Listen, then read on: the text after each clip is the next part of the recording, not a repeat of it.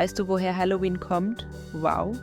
Nein, erläuter es mir, Mao, bitte. Halloween hat seinen Ursprung im alten keltischen Fest Samhain. Vor über 2000 Jahren feierten die Kelten in Irland und Schottland Samhain. Wow, so lange her, echt jetzt? Ja, echt jetzt. Die Kelten glaubten nämlich, dass genau in dieser Nacht die Grenze zur Geisterwelt besonders dünn ist. Da könnten die Seelen der Toten zurück auf die Erde kommen. Oh, das klingt richtig schaurig aufregend. Genau. Und um sich vor diesen Geistern zu schützen, haben sich die Menschen gruselige Kostüme angezogen. Hihihi, also taten sie so, als wären sie auch Geister, damit die Echten sie in Ruhe lassen? Exakt. Verkleiden war wie ein Schutzschild. Und heute machen wir das einfach zum Spaß. Je gruseliger, desto besser. Ich liebe es, mich zu verkleiden. Am liebsten als regenbogenfarbige Fledermauswolke. Hihi. Das passt so gut zu dir. Wow. Aber weißt du auch, was Süßes oder Saures bedeutet? Ui, ist das dieser Spruch von den Kindern, die von Tür zu Tür laufen? Genau. Sie sagen Süßes oder Saures, was so viel bedeutet wie gib mir Süßigkeiten oder es gibt einen kleinen Streich. Haha, also gegen eine kleine Schokolade gibt's keinen Kichererbsenstreich. Richtig. Ursprünglich gab es diesen Brauch mit Gaben, um Unglück abzuwenden.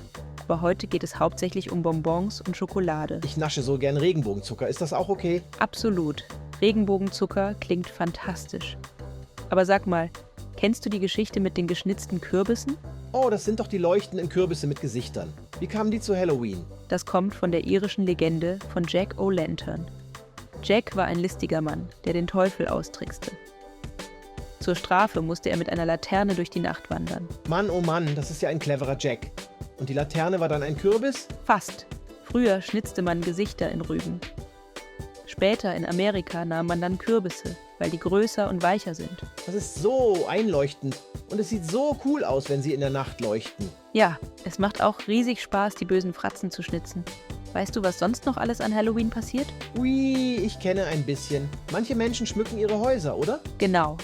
Mit Spinnweben, Skeletten und Geistern.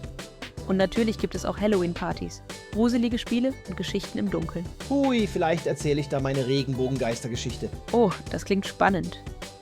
Viele Menschen schauen auch Halloween-Filme oder basteln gemeinsam mit der Familie. Basteln ist so schön. Von gruseligen kleinen Dekomonstern bis zu süßen Geisterwolken. Absolut. Und du wirst staunen, aber Halloween ist nicht überall gleich. Warum? Machen das nicht alle gleich? In den USA, Kanada, Großbritannien und Irland wird Halloween sehr groß gefeiert. In der Schweiz und in Deutschland ist es erst seit den 1990ern richtig beliebt geworden. Oh, faszinierend. Und in anderen Ländern feiert man gar nicht? Richtig. Manche Länder feiern ganz anders. Oft gibt es dort ganz andere Feste im gleichen Zeitraum. Hihihi. Stell dir vor, in jedem Land eine andere Wow-Feier zu erleben. Das wäre wirklich traumhaft, wow. Hauptsache, wir haben immer Spaß dabei und lernen Neues. Ja, Lernen ist so wunderbar neugierig machend. Weißt du was? Wow. Dieses Halloween finden wir eine Party. Und du zeigst allen deine Regenbogen-Fledermaus-Kostümidee. Ja, das wird fantastisch. Lass uns fliegen und feiern, Mau. Ja, los geht's, Wow. Auf zum Halloween-Abenteuer. Hui, na dann los. Und alle Geister werden lachen und staunen. Wusch, genau. Auf zu Süßem oder Saurem und vielen Abenteuern. Alles leuchtet in Regenbogenfarben. Und die Spinnweben glänzen. Jetzt. Lass uns in die Nacht hinausziehen und die ganze magische Welt von Halloween erkunden. Juhu, auf ein schaurig schönes Abenteuer, mein Freund. Ole Duli, Duli Duli, love it. Ole Duli Duli.